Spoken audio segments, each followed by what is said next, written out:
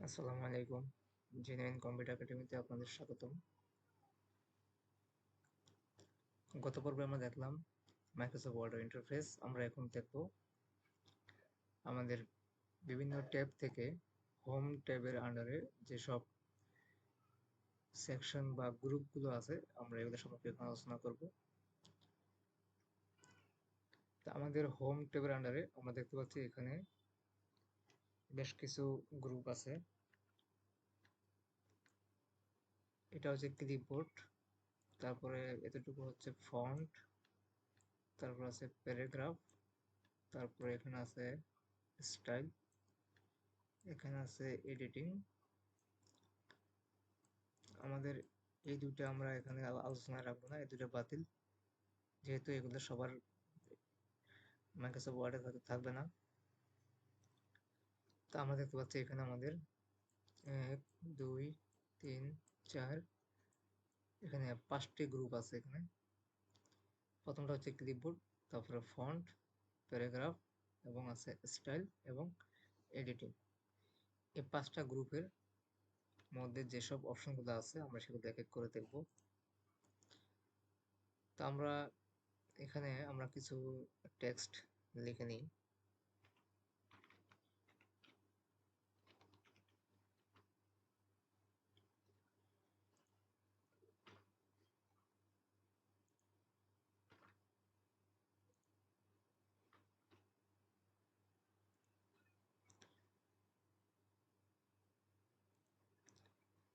আমাদের এখানে আমরা মোটামুটি কিছু লেখা লিখে নিলাম। এখানে আমাদের কয়েকটা প্যারা আছে, 1 2 3 4 5 6টি প্যারা আছে। তো আমরা এখন দেখব হচ্ছে আমাদের ক্লিপবোর্ড যে গ্রুপটা আছে, এখানে বেশ কিছু অপশন দেখতে পাচ্ছি আমরা। কপি এবং কাট, এই দুটো অপশন এখন হাইড হয়ে আছে, কারণ আমরা এখনো কোনো টেক্সট বা কোনো লেখাকে আমরা কপি করিনি। এবার যখন কোনো একটা লেখাকে আমরা সিলেক্ট করব, সাথে সাথে আমাদের কাট এবং কপি দুটো অপশন আমাদের অ্যাক্টিভ হয়ে গেছে। এখন চাইলে আমরা এখান থেকে যে সিলেক্ট করা লেখাটি কপি করতে পারবো এবং কাট করতে পারবো। কপি হচ্ছে আপনার এই লেখাটি এখানেও থাকবে এবং আপনি অন্য জায়গায় লেখাটি নিতে পারবেন। আর কাট হচ্ছে লেখাটি এখান থেকে উঠে যাবে, উঠে গিয়ে আপনি যেখানে রাখবেন শুধুমাত্র সেখানেই বসবে। তা আমরা প্রথমে এই পর্যন্ত এই সেন্টেন্সটুকু আমরা সিলেক্ট করলাম, করে আমরা প্রথমে করব কি, আমরা কপিতে একটা ক্লিক করব। আমরা যখনই কপি লেখার পর মাউস হুভার করলাম, আমাদের এখানে দেখাচ্ছে Ctrl+C। এটা হচ্ছে আমাদের কিবোর্ড শর্টকাট। আমরা যদি কিবোর্ড থেকে Ctrl+C প্রেস করি, আমাদের লেখাটা কপি হয়ে যাবে। তো আমরা এখন মাউস ক্লিক করে কপি করলাম, দেখতে পাচ্ছেন আমার এখন লেখাটা আমি কপি করলাম। যদিও আমরা কিছু বুঝতে পারছি না এখানে কি হইলো। তো আমি নিচে আসলাম, এখন পাশে দেখেন এখানে একটা অপশন আছে পেস্ট। আমি যদি পেস্টে একটা ক্লিক করে দিই, এখানে একটা ক্লিপবোর্ডের মধ্যে একটা আইকন দেখা যাচ্ছে। আমি যদি এখানে একটা ক্লিক করি, আমার উপরে এইটুকু লেখা যতটুকু আমি সিলেক্ট করে কপি করলাম, এই লেখাটুকু আমার এখানে এসে গেছে। এটা হলো আমি কপি করলাম এবং নিচে এসে পেস্ট করলাম। এটা হলো কপির কাজ। তারপর দেখেন কাট যদি করি, আমি মনে করেন আমি এই লেখাটুকু এখান থেকে এতটুকু আমি কাট করব, সিলেক্ট করলাম। সিলেক্ট করার পর আমি যদি কাটে ক্লিক করে দিই, লেখাটা আমার এখান থেকে উঠে গেছে।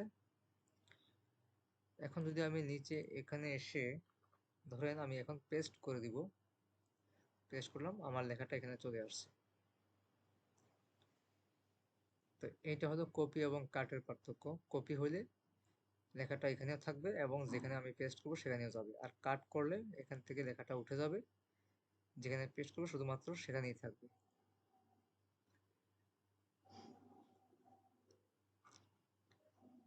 এখন আসেন আমরা কিবোর্ডটাকে আমরা আরেকটু দেখি। আমরা এই কিবোর্ডের এই জায়গার মধ্যে আমরা একটা বাটন দেখতে পাচ্ছি। আমি যদি একটু জুম করে দেখাই, দেখেন এখানে একটা বাটন আছে ক্লিপবোর্ডের জন্য। আমি যদি এখানে একটা ক্লিক করে দিই, তাহলে আমার এখানে বাম পাশে দেখেন এখানে একটা ক্লিপবোর্ডের একটা প্যানেল আসছে। ঠিক আছে, আমি এখানে যে লেখাটা সর্বশেষ কাট করলাম সেটা আমার এখানে দেখাচ্ছে। আমি যদি এখানে আমি যদি কার্সরটা রাখি, কার্সর রেখে আমি যদি এখানে একটা ক্লিক করে দিই, তাহলে এই লেখাটা আমার এখানেও পেস্ট হয়ে গেছে। তার মানে আমার লেখাটা এখানে ছিল, আমি যখন কাট করলাম আমার লেখাটা কিন্তু ক্লিপবোর্ডে জমা হয়ে আছে। এখন আমি চাইলে যত জায়গায় আমি কিবোর্ড থেকে কন্ট্রোল ভি অথবা পেস্ট লেখাতে ক্লিক করব, ততবারই লেখাটা এই লেখাটা পেস্ট হবে।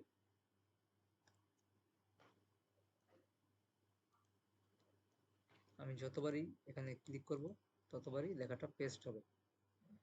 যতক্ষণ লেখাটা এখানে থাকবে ততক্ষণই পেস্ট করলে পেস্ট হতে থাকবে। আর যদি আমি এটাকে এখান থেকে ক্লিয়ার অল অথবা এই যে এখানে একটা ড্রপ ডাউন বাটন আছে, বাটন থেকে এসে আমি যদি ডিলিট করে দিই, এখন আর লেখাটাকে আর পেস্ট করা যাবে না। দেখেন এখানে পেস্ট যে অপশনটা, এটা আমার ডিএক্টিভ হয়ে গেছে। কিবোর্ডের কাজ হচ্ছে যখন আমরা কোনো একটা লেখাকে কপি করলাম, এখন দেখেন পেস্ট অ্যাক্টিভ হয়ে গেছে এবং আমার এখানে ক্লিপবোর্ডে যে বাটনটাতে ক্লিক করলে লেখাটা আমার এখানে দেখাচ্ছে। আমি যদি এটাকেও এখন কপি করি, দেখেন এখানে এই সর্বশেষ যে কপি করলাম সেটা আমার উপরে বসে গেছে। আমি এবার এটাকেও কপি করব। দেখেন আমার এখানে প্রত্যেকটা কপি করা টেক্সট গুলো এক এক করে আমার ক্লিপবোর্ডে জমা হচ্ছে।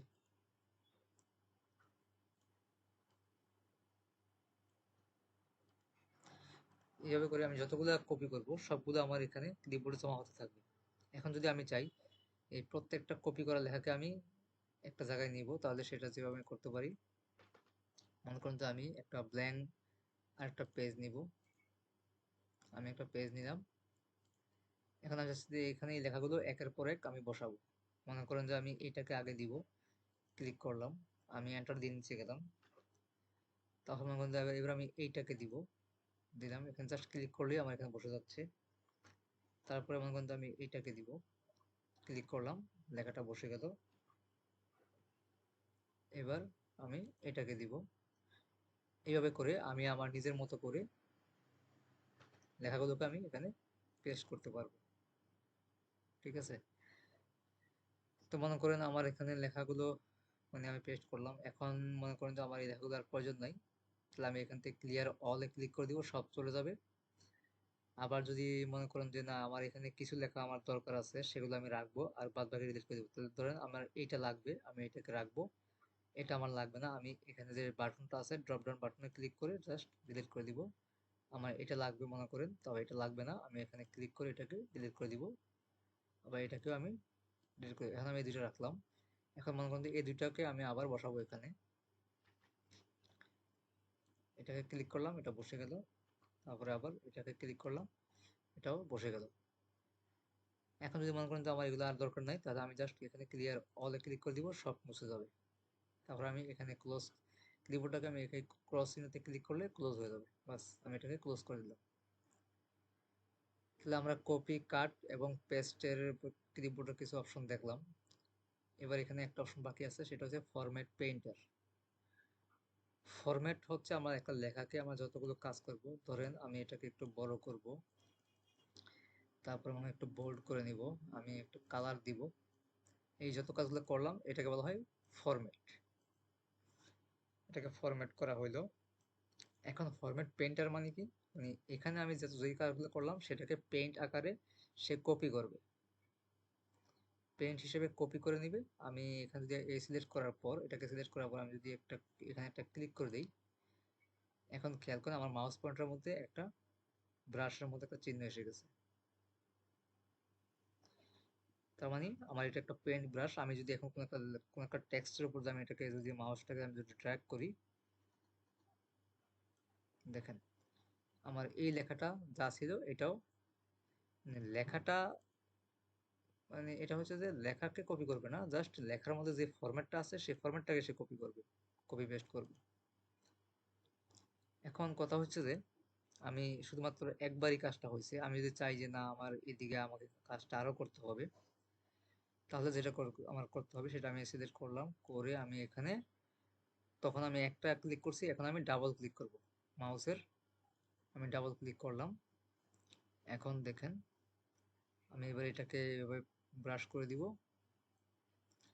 ব্রাশ করার পর তখন একবার ব্রাশ করার পর কিন্তু আমার ব্রাশটা উঠে গেছে মাউস পয়েন্টার থেকে, এখন কিন্তু ব্রাশটা উঠে নাই, এখনো অ্যাক্টিভ আছে। এবং এখানে আমার এই ফরম্যাট পেইন্টারটাও কিন্তু অ্যাক্টিভ দেখাচ্ছে। তার মানে আমি চাইলে এখন আরো টেক্সটকে আমি এই ফরম্যাট পেইন্টার দিয়ে আমি ফরম্যাট পেইন্ট করতে পারবো।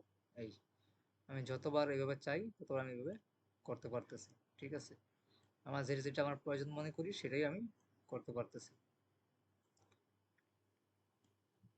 এই যতক্ষণ না আমার ব্রাশটা উঠে যাবে ততক্ষণ আমি এইভাবে পেইন্ট করতে পারবো।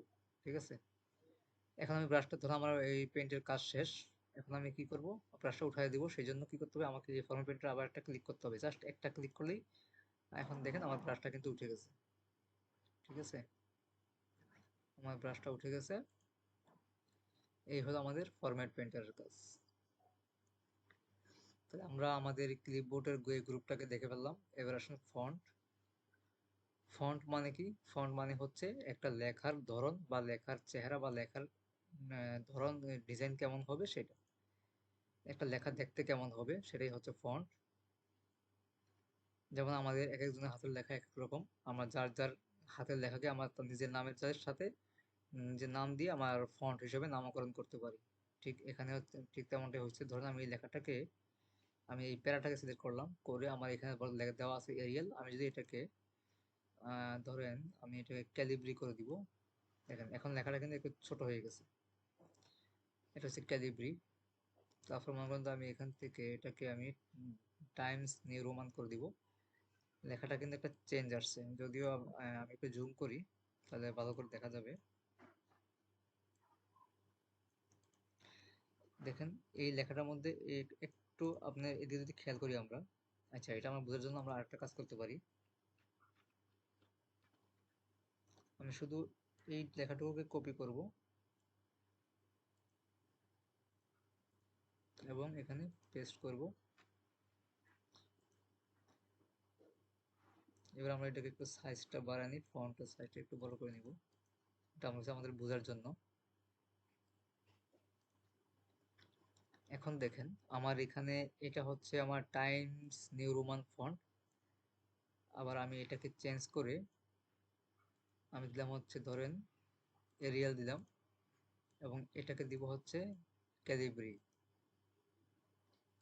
ক্যালিব্রি দিলাম বা ক্যালিব্রি বডি যেটা আছে এটা দিলাম। এখন খেয়াল করেন এখানকার যে লেখাটা, এখানে তিনটা লেখা তিন ধরনের হয়েছে,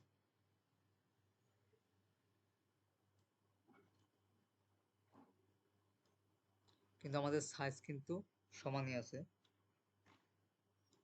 আমি সবগুলোকে সিলেক্ট করে আমি সাইজ 30 দিয়ে দিলাম। আমার লেখার প্রত্যেকটার ফন্টের সাইজ কিন্তু 30 দেওয়া আছে, কিন্তু লেখার ধরনটা কিন্তু ভিন্ন ভিন্ন। আপনি যদি একটু যদি খেয়াল করেন দেখেন এখানে আর দেখেন, প্রত্যেকটা আর, তিনটা আর তিন ধরনের।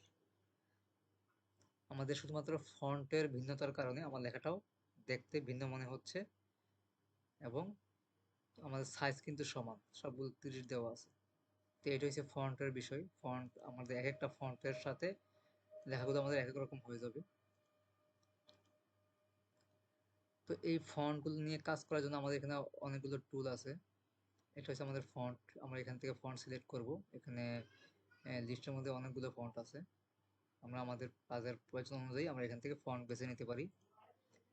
এই পাশে এটা হচ্ছে আমাদের ফন্ট সাইজ, বর্তমানে 30 দেওয়া আছে, আপনি চাইলে এখান থেকে আরো বাড়াইতে পারেন। ছোট বড় এখানে 8 থেকে 72 পর্যন্ত, 72 পর্যন্ত দেওয়া আছে। আমরা চাইলে নিজের মতো করে ওখানে আমরা জাস্ট এটাকে সিলেক্ট করব, করে মনে করেন আমি এখান থেকে 100 দিব। আমরা প্রথমে একটা লেখাকে সিলেক্ট করে নিই। আচ্ছা আমার কার্সরটা এখানে থাকাই এটাকে সে 100 করে নিছে।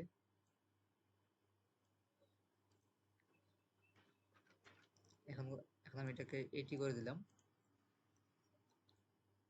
আবার যদি আমি এটাকে ধরেন 10 করে দিই, এখন এই লেখাটুকু 10 সাইজের হয়ে গেছে। ঠিক আছে,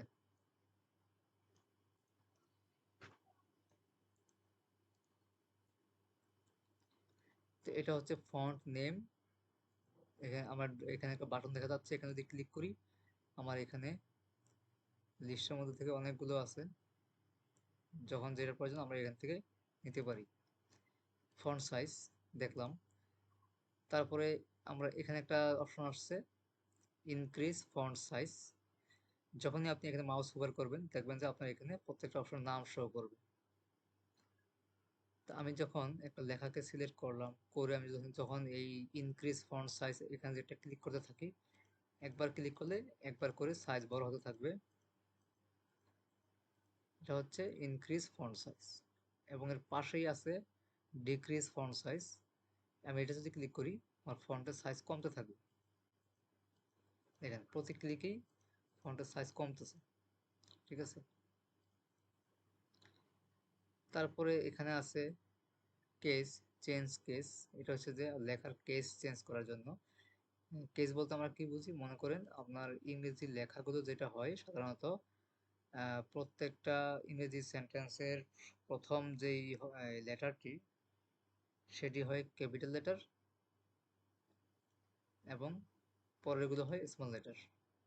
এটা হচ্ছে ইংলিশ লেখার রুলস।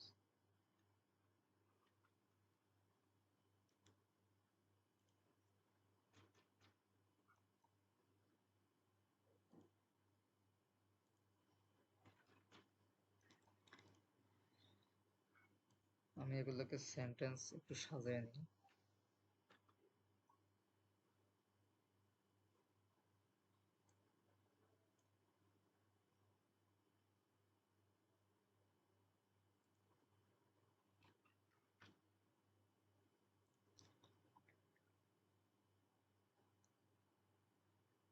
তো আমরা প্রথম এই লাইনটা দেখি। মনে করেন আমি এটাকে সিলেক্ট করলাম, এটা আমার একটা সেন্টেন্স। তো ইংলিশের রুলস অনুযায়ী অবশ্যই প্রথম এই ফার্স্ট লেটারটি ক্যাপিটাল লেটার হবে, বাকি সবগুলো স্মল লেটার হবে। এটাই হচ্ছে সেন্টেন্স কেস। এখন আমি যে কেসে এসে আমি যদি ধরেন এখানে লোয়ার কেস করে দিই তাহলে কি হবে, সবগুলোই কিন্তু প্রথমটা সহ সবগুলোই কিন্তু কি হয়েছে, স্মল লেটার হয়ে গেছে।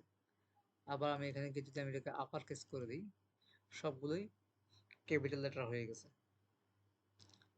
তারপরে আবার যদি আমি সেন্টেন্স কেস করে দিই তাহলে সেন্টেন্সের মতো আবার প্রথমটা ক্যাপিটাল লেটার এবং সবগুলো স্মল লেটার হয়ে গেছে। এবং এরপরে একটা অপশন আছে ক্যাপিটালাইজ ইচ ওয়ার্ড, মানে প্রত্যেকটা ওয়ার্ডের প্রত্যেকটা শব্দের যে প্রথম যেই লেটারটি সেটি হবে ক্যাপিটাল লেটার, বাকিগুলো হবে স্মল লেটার। ক্লিক করলাম, এখন খেয়াল করেন এখানে বি, এখানে পি, এ, পি, ডাব্লিউ, টি, মোট প্রত্যেকটা ওয়ার্ডের ফার্স্ট লেটারটি হয়ে গেছে ক্যাপিটাল লেটার, বাকি সবগুলো স্মল লেটার। তো এটা হচ্ছে ক্যাপিটালাইজ ইচ ওয়ার্ড। তারপর আছে টগল কেস। এটা হচ্ছে প্রথমটা হবে স্মল লেটার, বাকি সব হবে ক্যাপিটাল লেটার। এটা খুব একটা ইউজ হয় না, আমরা আবার সেন্টেন্স কেস দিয়ে রাখি। তারপরে এখানে একটা অপশন আছে, এটা হচ্ছে ক্লিয়ার অল ফরম্যাটিং, মানে আপনি একটা টেক্সটের উপর যত কাজ করবেন,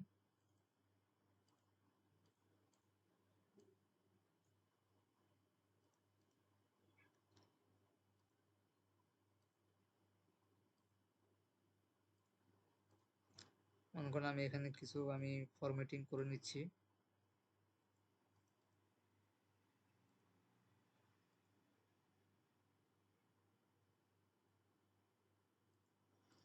এখানে আমি বেশ কিছু লেখার মধ্যে ফরম্যাটিং করলাম। করার পর এখন মনে করেন আমার এই ফরম্যাটিং এর কিছুই দরকার নেই, তখন কি করবো, সবগুলোকে কন্ট্রোল এ দিয়ে সিলেক্ট করব। সিলেক্ট করার পর জাস্ট এই যে এখানে একটা অপশন আছে ক্লিয়ার অল ফরম্যাটিং, এটার মধ্যে একটা ইরেজারের একটা অপশন দেওয়া আছে।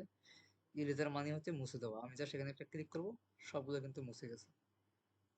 ঠিক আছে, সবগুলো মুছে গেছে, কোনো প্রকার ফরম্যাট আর থাকলো না, জাস্ট প্লেন টেক্সটটাই আমার রয়ে গেল। তো এটা হচ্ছে ক্লিয়ার অল ফরম্যাটিং। তারপর নিচের দিকে আসেন, এখানে আছে বোল্ড। বোল্ড মানে লেখাটাকে বড় করে দিবে। আমি এই লেখাটাকে সিলেক্ট করলাম, করে আমি যদি বোল্ড বি তে ক্লিক করে দিই, অথবা দেখেন মাউস হুভার করার পর লেখা আসছে কন্ট্রোল বি, আমি যদি কিবোর্ড থেকে কন্ট্রোল বি প্রেস করে দিই লেখাটা বোল্ড হয়ে গেছে। আবার যদি কন্ট্রোল বি প্রেস করি লেখাটা আবার বোল্ডটা ডিলিট মানে বোল্ডটা ক্যান্সেল হয়ে গেছে। আর যখন আপনার বোল্ড হবে এখানে দেখেন বিটা কিন্তু এখন অ্যাক্টিভ দেখাচ্ছে, আবার যখন আমি এটাকে ক্লিক করলাম অ্যাক্টিভটা ডিঅ্যাক্টিভ হয়ে গেছে। এই তাহলে এটা হচ্ছে বোল্ড, লেখাটাকে একটু মোটা কালো করে দিবে। ঠিক আছে, মোটা করে দিবে। তারপর আছে ইটালিকটা একটু বাঁকা করে দিবে। আমি সিলেক্ট করলাম, এটাকে আমি যদি ক্লিক করি একটু বাঁকা হয়ে গেছে, দেখেন খেয়াল করেন, বাঁকা হয়ে গেল। এটা হচ্ছে ইটালিকের কাজ। আবার আমি এখানে ক্লিক করলাম, আবার ইটালিকটা ক্যান্সেল হয়ে গেছে।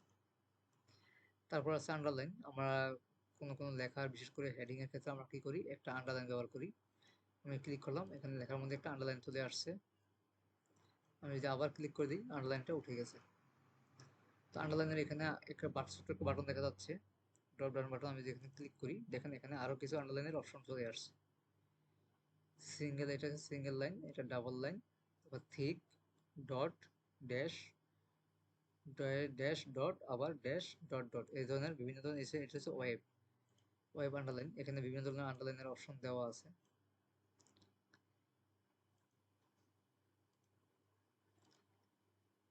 তারপর আছে একটা অপশন আছে স্ট্রেক থ্রো। স্ট্রেক থ্রোর বিষয়টা হচ্ছে অনেকটা আপনার, এটা বেশিরভাগ দেখা যায় কোনো কোম্পানির যখন একটা পণ্যের মূল্য যখন অফার দেওয়া হয়, বর্তমান মূল্য এবং আগের মূল্য। ধরেন একটা পণ্যের মূল্য হচ্ছে $100, বর্তমানে সেটা ধরেন হচ্ছে $80।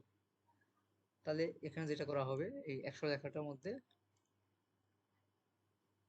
এখানে এইভাবে করে মাঝখানে একটা দাগ দেওয়া থাকবে, এটাকে বলা হয় স্ট্রেক থ্রো, মানে 100 টাকা কেটে দেওয়া হয়েছে। এই ধরনের একটা কাজে এই স্ট্রেক থ্রোটা ব্যবহার করা হয়। আরো অনেক কাজ থাকতে পারে।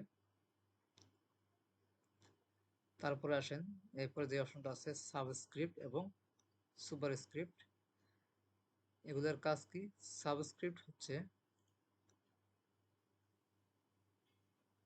বিশেষ করে কোনো রাসায়নিক সংকেত লেখার ক্ষেত্রে এটা ব্যবহার করা হয়। যেমন ধরেন আমরা যদি একটা পানির সংকেত লিখি, H2O, তো আমরা জানি H2O হচ্ছে পানির সংকেত, কিন্তু আমাদের এটা এখনো পানির সংকেত হিসেবে হয়নি। আমাদের যেটা করতে হবে, এই টুটাকে আমাদের নিচের দিকে নামাইতে হবে। তার জন্য আমরা কি করবো, সাবস্ক্রিপ্ট করে দিব। এখন খেয়াল করেন আমাদের টুটা নিচের দিকে নেমে গেছে, এটা হচ্ছে আমাদের এখন পানির সংকেত। তারপরে মনে করেন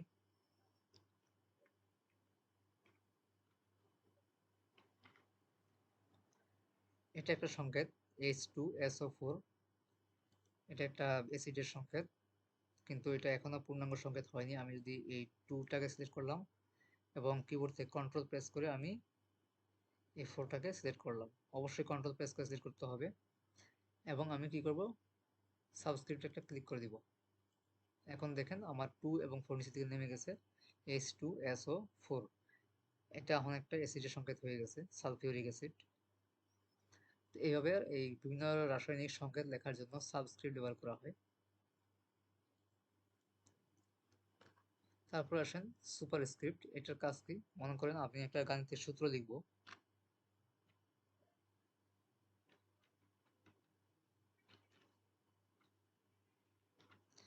আমি লিখবো যে মনে করেন A² + B², কিন্তু এটা আমার এখন স্কোয়ার হয়নি। আমার যেটা করতে হবে, অবশ্যই টুটাকে আমার এ এর উপরে তুলতে হবে, এই টুটাকে বি এর উপরে তুলতে হবে। তাহলে কি করতে হবে, আমি এই টুটাকে সিলেক্ট করলাম, কিবোর্ড থেকে কন্ট্রোল প্রেস করে আমি এটাকে সিলেক্ট করলাম, করে আমি যদি সুপার স্ক্রিপ্ট করে দিই, এখন খেয়াল করেন এটা A² + B² হয়ে গেছে। তো এইভাবে করে আমরা সুপার স্ক্রিপ্ট এবং সাবস্ক্রিপ্টের কাজগুলো করতে পারি। এগুলো আপনি যখন প্র্যাকটিক্যালি কোনো একটা কাজ করবেন তখন আরো ভালোভাবে বোঝা যাবে। তারপরে আসেন, এরপরে এখানে একটা অপশন আসছে টেক্সট ইফেক্ট এবং typography, text effect and typography. যেখানে লেখাটা দেখা যাচ্ছে, ধরেন আমি এই লেখাটাকে সিলেক্ট করলাম, সিলেক্ট করার পর এই টেক্সট ইফেক্টের পাশে যে একটা ছোট ছোট বাটন দেখা যাচ্ছে, এখানে ক্লিক করলাম। ক্লিক করার পর এখানে বেশ কিছু আমাকে ফরম্যাট দেখাচ্ছে। আমি এটাকে শুধু সিলেক্ট করে দিই, দেখেন লেখাটা আমার একটা টাইপোগ্রাফির মতো হয়ে গেছে। এখানে আরো অপশন আছে, আমি চাইলে এটা দিতে পারি, একটা গোল্ডেন কালার, গোল্ডেনের একটা কালার আসছে। তারপরে মনে করেন এখানে এটা দিতে পারি, সুন্দর একটা ডিজাইন আসছে। তো এইভাবে করে বেশ কিছু এই টেক্সটের বিভিন্ন বিভিন্ন ইফেক্ট আমরা এখান থেকে ব্যবহার করতে পারি। তারপরে এখানে আরো কিছু অপশন আছে, আউটলাইন, শ্যাডো, রিফ্লেকশন, গ্লো। তো সামনে এগুলো আমরা আরো দেখবো। তারপরে এখানে আছে highlight colour, text highlight colour. হাইলাইটের কাজটা কি, ধরুন কোনো একটা লেখার মধ্যে যখন আপনার এই একটা বিশেষ একটা লেখাকে আপনাকে হাইলাইট করে দেখাইতে হবে, আমি এই লেখাটাকে হাইলাইট করব, তার জন্য আমি এটাকে এভাবে দিলাম। বিশেষ করে হাইলাইটের জন্য ইয়েলো কালারটা বেশি ব্যবহার করা হয়। একটা পুরো একটা ডকুমেন্টের মধ্যে এই লেখাটাকে আমি বিশেষভাবে মানে দৃষ্টি দেওয়ার জন্য আমি এটাকে হাইলাইট করলাম। আবার মনে করলাম আমি এটাকে হাইলাইট করব, এটাকে সিলেক্ট করলাম, করে আবারও হাইলাইট কালার থেকে কালার বেছে নিলাম। তো চাইলে অন্য কালার ইউজ করা যায়।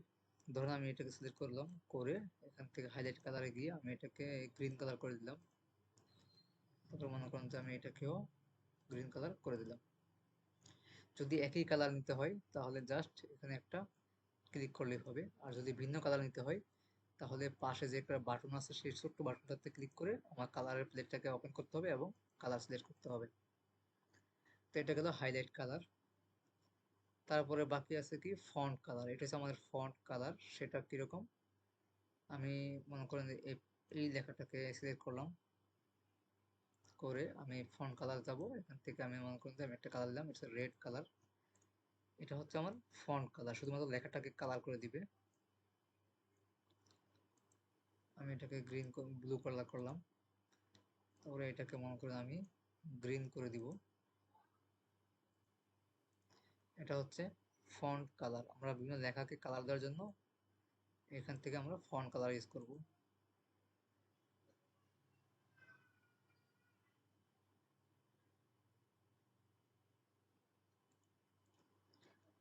তো এই ছিল আমাদের মাইক্রোসফট ওয়ার্ডের দ্বিতীয় পার্ট।